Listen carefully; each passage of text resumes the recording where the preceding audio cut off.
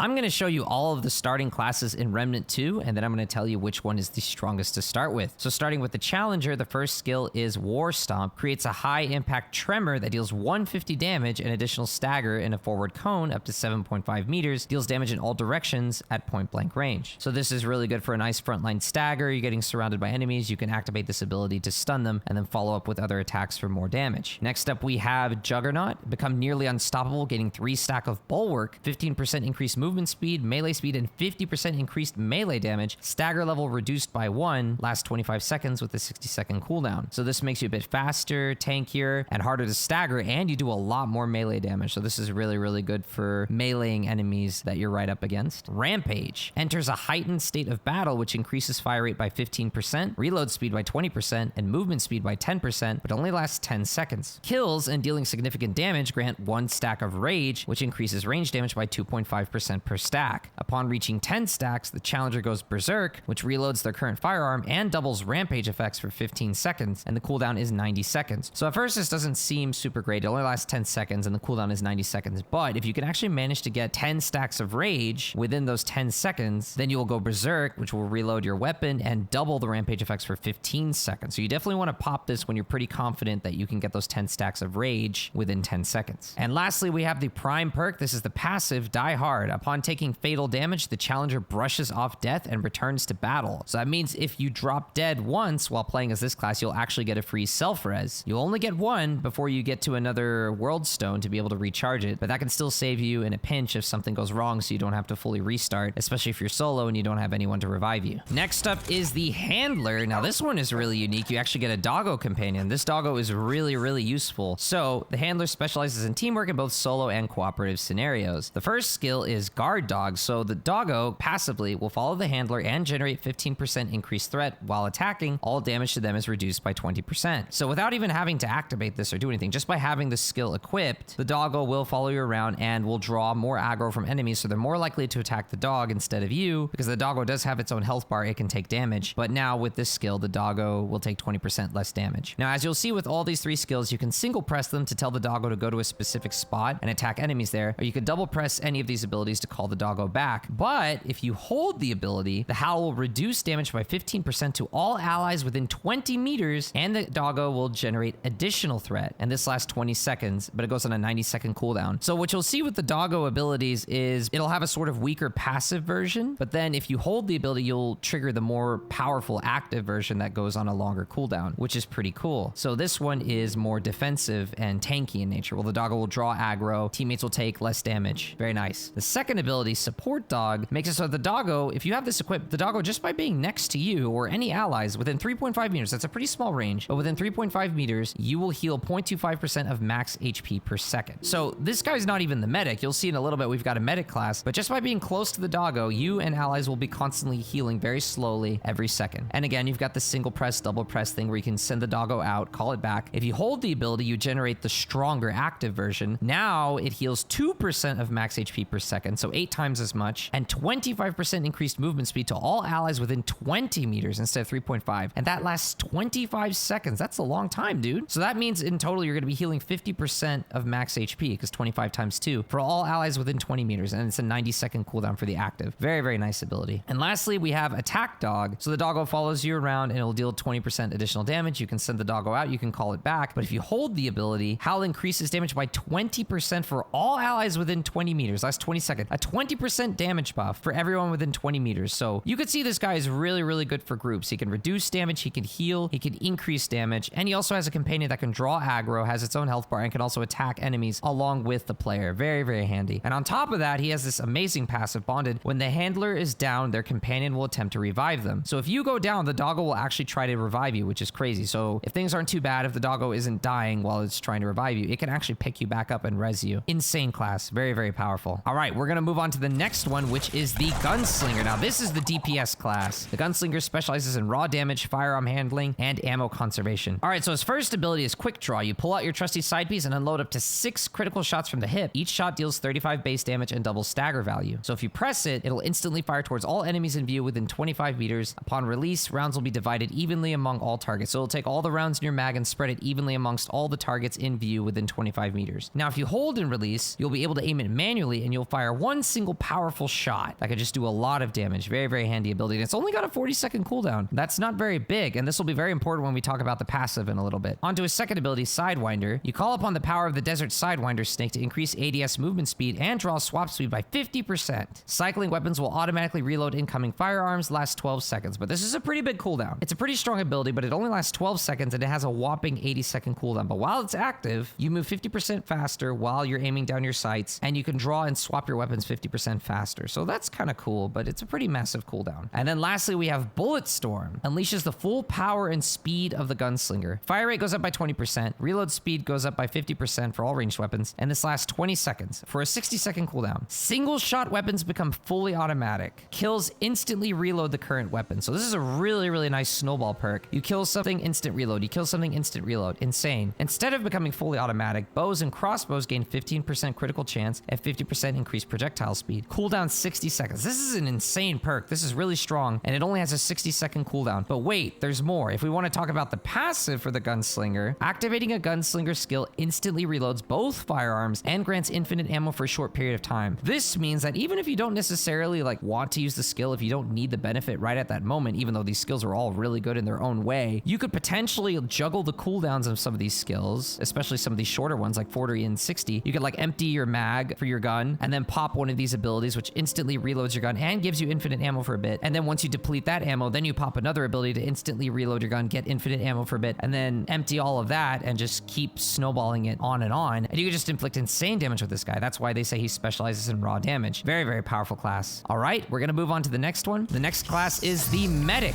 As you might expect, the Medic is really good at healing allies, but he has some really interesting abilities, which we're gonna talk about in a moment. The first one is Wellspring. You channel healing energy into your fist, punching a hole in the ground to create a 3-meter healing spring AoE, which restores 10 health per second and greatly increases blight decay rate. It lasts 15 seconds. You put a little healing circle on the ground, and the cooldown is 60 seconds. Not terrible, but 3 meters is not very big, so you'll kind of need to tell your allies, hey, I'm dropping this heal. Come over here for an easy heal. You hop in, you get a whopping 10 health per second health restore, which is pretty good, and it'll also increase blight decay rate, which is handy. The next ability is Healing Shield. The Medic quickly expels healing energy to shield all allies within 25 meters for 100% of their max health for 10 seconds. So this is like a over shield that goes on top of the health of your allies, and this is a much bigger radius. So the healing circle was only 3 meters. This one is 25 meters. And on top of that, while shielded, allies regenerate 20% of their max health over the duration. So this is a shield to try to prevent damage, but it also will heal 20% of their max health over the duration. It's a small heal, but it's a heal nonetheless, and it also can save people's life. Very handy, but it is worth mentioning that the cooldown is 100 seconds. That's 1 minute and 40 seconds. So it is a pretty long cooldown, but it is a very strong ability. But not as strong as this one, Redemption. The Medic unleashes a 30-meter shockwave, even bigger, 30-meter shockwave that revives downed allies and restores 50% max HP over 10 seconds. But you can also hold this ability. So for each additional 1 second holding the skill button, the heal gains an additional 50% up to 200% max. So that means if you hold it for 3 more seconds, it'll go from restoring 50% max health to restoring 200%. Now it is worth mentioning that revived allies, because this will heal people who are alive, but it'll also revive people who are down. So revived allies will only receive 50% of the healing amount. So if you held it all the way to 200%, then revived allies would only go up to 100% instead of the 200%. If revived, allies cannot be revived again by Redemption for another 180 seconds. So that's a 3-minute cooldown to revive someone again with this ability. Resets at Worldstone or on death, and the cooldown is 2 minutes. Now again, this is a 30-meter shockwave. So normally if you'd want to revive an ally in co-op, you'd have to run up to them and revive them manually right next to them, which isn't always easy to do if they're surrounded by enemies or if the boss is right next to them. But the Medic can be 30 meters away, pop this ability, and even hold it to not only revive them, but also revive them at full HP. That's crazy. So this can be very, very handy for team play, especially if the Medic is the last one alive and all of your allies are dead. You pop this ability and you even hold it and you can revive all of your allies back to full HP. Crazy powerful. Now we have the Regenerator perk. The Medic regenerates additional relic charges by healing themselves and allies. So they'll be able to pop those relic charge heals more often. Very, very handy. Next up is the Hunter. The Hunter specializes in range damage, precision shots, and marking enemies. Marking is very important. We're going to talk about that here. First skill is Hunter's Mark. Increases the Hunter's spatial awareness by casting an aura that automatically applies Mark to all enemies within 35 meters. While senses are heightened, Hunter also gains 15% increased ranged and melee damage, and this lasts 25 seconds. That's a pretty long duration and a really nice range. The cooldown is only 70 seconds, but wait, we're going to talk about Hunter's perk early, Dead to Rights. Hunter can extend the duration of their active skills by dealing ranged weak spot damage. So as long as you're landing headshots, if you're really confident in your accuracy, you'll actually get better shorter duration from your abilities than is listed here. So instead of 25 seconds, you'll get even more. The ability will last longer. And what does marking do? Marking makes it so that crit chance against marked enemies is increased by 15% for all allies. It's not just for you, it benefits everybody. So this increases DPS for the team as a whole. Kind of like how the dog's howl for the handler class increased damage by 20%, which is pretty handy. Next up, we have Hunter's Focus. Continually aiming down sights uninterrupted and without shooting for 1 second causes the hunter to enter a focused state. Focused reduces weapon spread, recoil, and sway by 75%, grants 25% ranged and ranged weak spot damage, and 10% ranged critical hit chance. So very, very nice buffs. While focused, aiming at enemies will automatically apply marks. So just aiming at them. You don't even have to hit them. So when you're in this state, you ADS for a long time. If you aim at enemies, you'll automatically mark them, which again, makes those enemies have a 15% higher chance for your allies to crit against them. For all of your allies, you and your allies. And this lasts 20 seconds. Focus state can last up to 10 seconds after the skill duration expires. So I guess as long as you're staying in ADS, then you can actually stay focused even after the skill expires for 10 seconds more max. And this only has a cooldown of 50 seconds. So you can use this pretty often. And lastly, we have the Hunter Shroud. This is kind of like a stealth ability. Hunter becomes shrouded, reducing enemy awareness and making them harder to hit while moving. Attacking or activating a mod or skill will instantly exit Shroud. Exiting Shroud applies mark to all enemies within 10 meters and grants ambush to the hunter for 2 seconds. So this is kind of like the first ability in the sense that yes, you can apply mark to all enemies within a certain distance, but the problem is the distance is only 10 meters and the cooldown is 90 seconds, whereas this one is 35 meters and the cooldown is 70 seconds. Ambush increases ranged and melee damage by 50%, which diminishes over its duration. So the ambush only lasts 2 seconds. So you got to use it really, really quick. Once you come out of stealth, you got to land your move. So it's got to be a burst of 50% more damage. Ranged and melee attacks apply mark. So on top of being able to do 50% more damage on your next hit coming out of ambush, you'll also apply marks. So you have a 15% higher chance of critting against that enemy along with your allies, which is pretty handy. Hunter will automatically shroud again after 1.15 seconds if no offensive actions are performed. This lasts 15 seconds and the cooldown is 90 seconds. So it's a really, really long cooldown and the ability doesn't last very long. And we already talked about the passive. So as long as you're dealing ranged weak spot damage, you can extend the duration of your active skills. Very handy. So which of these classes is the best? Let's talk about for solo versus team play. If you're playing solo, you're definitely going to want to rock the handler. The handler is really good. You get a doggo companion. It's like having a second player with you. They can revive you. They can draw aggro away from you. Hands down, you're going to want to play the handler if you don't have any friends to play with. Definitely pick the handler for solo. If you're going to be playing in a group, well, that depends. If you're in a big group, then you're probably going to want variety. Gunslinger can be great for dishing out an absolute massive amount of damage, but their perks are kind of selfish. So if you're really, really confident that you could do a lot of damage, that you're not going to go down often and you can land your shots, you can pick Gunslinger to do a heavy amount of damage. If your teammates keep dying all the time and you need to revive them, you can pick Medic and do that really, really strong res move. Can definitely be super handy. The Hunter can be great for marking targets so that you have a 15% higher crit chance against them. And the Challenger can be really good for frontlining to try to draw the enemy aggro, get all the attention on this guy so that your teammates are more free to dish out damage. But all in all, the Handler is going to be the best class all around. If you're going to be playing in a group, then I would stick to your preferences, but definitely just make sure you have a pretty balanced composition in general. But Handler is just great to have no matter what composition you have in general. I hope this helped. If it did, please subscribe. I would love to make more Remnant 2 vids. I'll catch you in the next one.